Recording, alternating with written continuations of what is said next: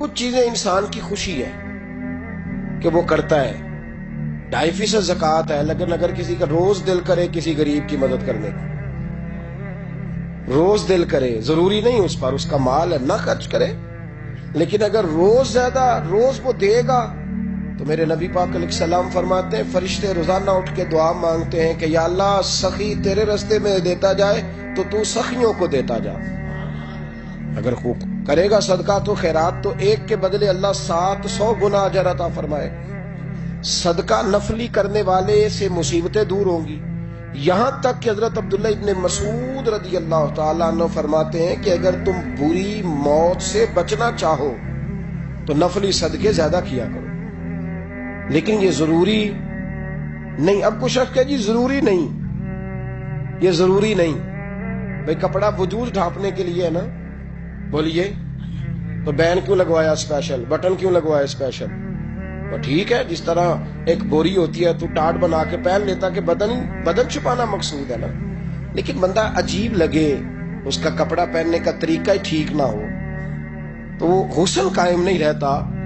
درخت بڑا شاندار ہو پر پیارا ٹہنیوں سے لگتا ہے، پھل پھول ہو تو وہ ذرا اچھا لگتا ہے۔ فرض خوبصورت تب بنتے ہیں جب ان کے ساتھ نفل بھی شامل ہو جاتے ہیں، جب کچھ خیر کے کام بھی انسان کرتا ہے۔ قرآن مجید کے دوسرے پارے میں سے جو جملے میں نے قرآن پاک کے تلاوت کیے، رب کریم نے ایک عجیب بات ارشاد فرمائی، باقی نیکیوں کا ثواب بیان کیا جاتا ہے، یہاں اللہ کریم نے فرمایا وَمَن تَطَوَّعَ خَيْرًا، فرمایا جو اپنی خوشی سے نیکی کرے، جو اپنی خوشی سے نیکی، دل کر رہا ہے میرا آج نیکی کرنے۔ دیکھیں قرآن مجید کا انداز تربیت، فرمایا وَمَن تَطَوَّعَ خَيْرًا فَإِنَّ اللَّهَ شَاكِرٌ عَلِيمٌ، جو اپنی خوشی سے نیکی کرے گا فَإِنَّ اللَّهَ شَاكِرٌ، تو بے شک وہ رب کو بڑا ہی قدر کرنے والا پائے گا۔ جو خوشی سے نیکی کرے گا باقیوں پہ ثواب ملا، اور جس نے خوشی سے نیکی کی اللہ اس کی قدر کرے گا، اللہ اس کی فَإِنَّ اللَّهَ شَاكِرٌ عَلِيمٌ، اور بے شک وہ اللہ کو قدر کرنے والا اور جاننے والا پائے گا۔ اللہ کو پتہ ہے، یعنی جب آپ نفلی نیکی کریں گے تو اس کی قدر ہوگی، اس کا پیار ہوگا۔ ضروری تو نہیں نا کہ بھائی نے جو دولت کمائی ہے وہ اپنے بھائی کو دے، اس کی اپنی ہے، نہ دے تو شریعت منع نہیں کرتی، لیکن اگر وہ دے گا تو بھائی احسان مند رہے گا کہ نہیں، خوشی ہوگی کہ نہیں۔ کچھ کام نفلی بھی کرنے چاہیے۔ ہمارے ہاں اب نفل کام کے لیے اس زیادہ بات اس لیے نہیں کی جاتی کہ فرض نہیں لوگ ادا کرتے، طبیعت نہیں ہماری، ہم مطلب ان کاموں میں زیادہ الجھ گئے ہیں جو غیر ضروری تھے، ضروری کاموں سے ہم نکلتے چلے جا رہے ہیں۔ مطلب اعلان ہوتا ہے مسجد میں کہ عشاء کی نماز ہو گئی ہے، اب محفل ہونے لگی ہے لہذا سارے لوگ آ جاؤ۔ بھئی نماز فرض تھی وہ ہو گئی ہے، اب محفل ہونے لگی ہے، تو محفل ضروری تھی کہ نماز ضروری ہے؟ اعلان کیا ہو رہا ہے کہ مشکل کام گزر گیا ہے، اب آسان رہ گیا لہذا لوٹ آؤ۔ تو لوگ مطلب جس طرح کچھ لوگ ہواؤں میں زندہ رہتے ہیں، اس طرح لوگ زندہ ہیں ہواؤں میں، خوابوں کی دنیا میں وقت گزار رہے ہیں۔ روزی دینی ہے اللہ نے، اور سب سے مشکل کام لوگوں نے اللہ کے راستے میں خرچ کرنا بنا لیا۔ انسان کا ساری دنیا سے تعلق ٹوٹ جائے تو خرابی نہیں ہوتی، لیکن اگر اس کا اللہ رسول سے رشتہ کمزور ہو جائے تو حالات بگڑ جاتے ہیں۔ لیکن ساری دنیا سے لوگ رشتے بناتے رہتے ہیں، فجر کے وقت سوئے رہتے ہیں، ظہر کے وقت کام لگے رہتے ہیں، عصر کے وقت واک کرتے ہیں، عشاء اور مغرب وہ برگر کھانے میں گزر جاتی ہے۔ تو بھئی جن سے زیادہ کام ضروری تھا وہاں تو تم نے توڑ دیا۔ نفل کام اس کا حسن ہے، اس کا ایک وقار ہے، اس کی ایک خوبصورتی ہے، اس کے اندر ایک توانائی ہے، ایک اس کے اندر خاص وقار ہے۔ میرے نبی کریم علیہ السلام نے ارشاد فرمایا فجر کی نماز پڑھ کے مصلی پہ بیٹھے رہا کرو، اگر ہو سکے تو کچھ مجبوری نہ ہو تو مصلی پہ رکا کرو۔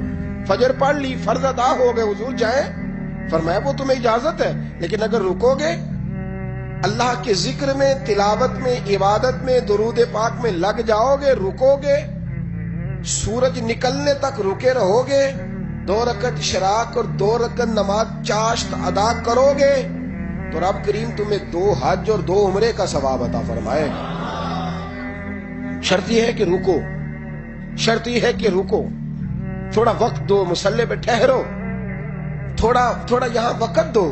لیکن چوکوں چوراہوں میں کئی گھنٹے وقت گزارنے والی قوم مسجدوں سے بھاگتی ہے۔ نفل کام کرنا، خوشی سے کرنا، یہ دقت محسوس ہوتی ہے۔ یعنی وہ کام جن میں نفس کو راحت ہوتی ہے وہ تیزی سے لوگ کرا لیں گے، تیزی سے۔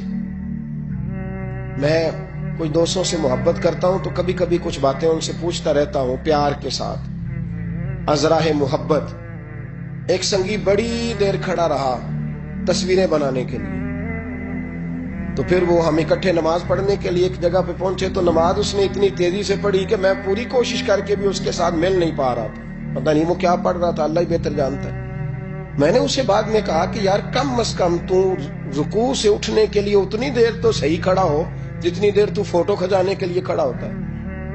یعنی تصویر کے لیے تو دیکھتا ہے صحیح کھڑا ہو کہ نہیں، آنکھ میری ٹھیک ہے، اور تو رکوع سے کھڑا ہوا تو نے سوچا ہی نہیں کہ میں رب کی بارگاہ میں ہوں۔ یعنی کیمرے کی آنکھ کے لیے تجھے سجنا آتا ہے، عرش کے رب کی بارگاہ کے لیے تجھے سورنے کا طریقہ ہی نہیں آتا۔ یہ خبر ہی نہیں کہ میں کہاں کھڑا ہوں، میرا معیار کیا ہونا چاہیے۔ یعنی اگر کپڑے برے پہنے ہو تو لوگ تصویر نہیں بنواتے، کہتے ہیں بری آئے گی اور نماز پڑھ لیتے ہیں۔ اللہ قبول کرنے والا ہے، تو نے تو فوٹو تک قبول نہیں کی۔ نیکی کا کام کریں ذرا خوشی سے، ذرا ذوق سے، ذرا شوق سے، طبیعت کے اندر وہ وقار لائیں، وہ پیار لائیں، وہ میٹھا لائیں۔ دیکھیں نا قرآن مجید نے کہا لن تنالوا البر حتی تنفقوا مما تحبون۔ اگر تم چاہتے ہو نا کہ نیکی کے بلند سٹیٹس تک جاؤ، معیار بنے، تو پھر جو چیز تمہیں زیادہ پیاری ہے وہ اللہ کے راستے میں خرچ کرو۔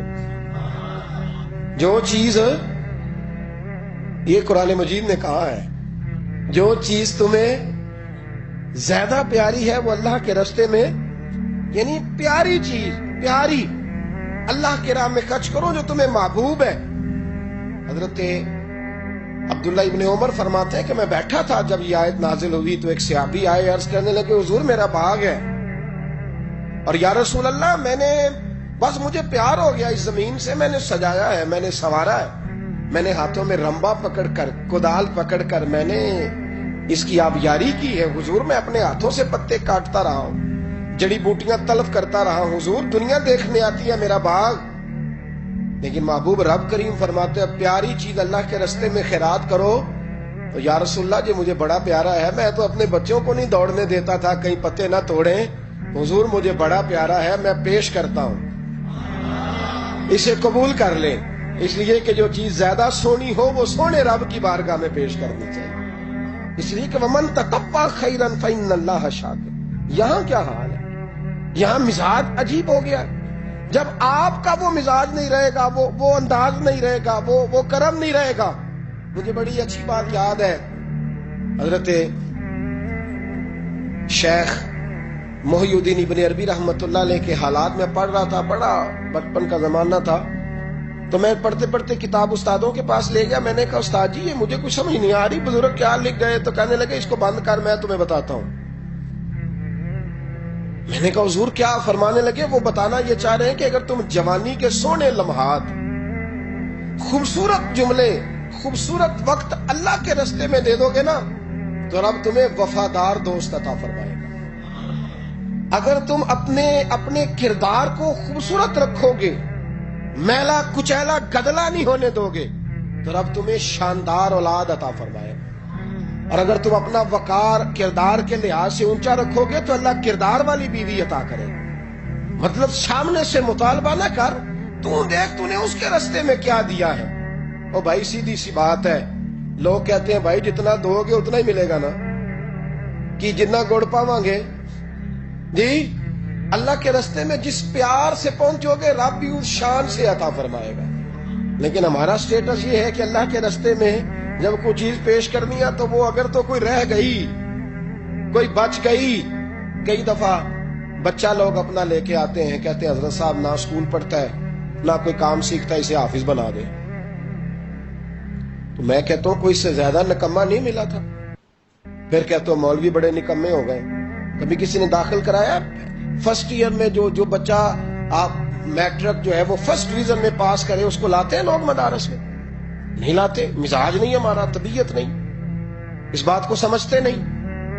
جو بچہ نیک ہو، پرہیزگار ہو، مثبت سوچ والا ہو، اسے لائیں دین میں.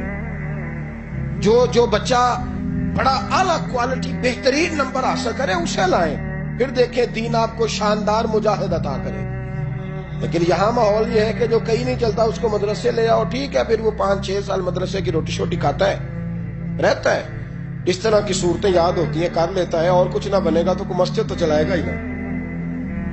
آپ نے جب جس طرح کا آپ بیج بوئیں گے پھل بھی آپ کو اسی طرح کا ملے گا.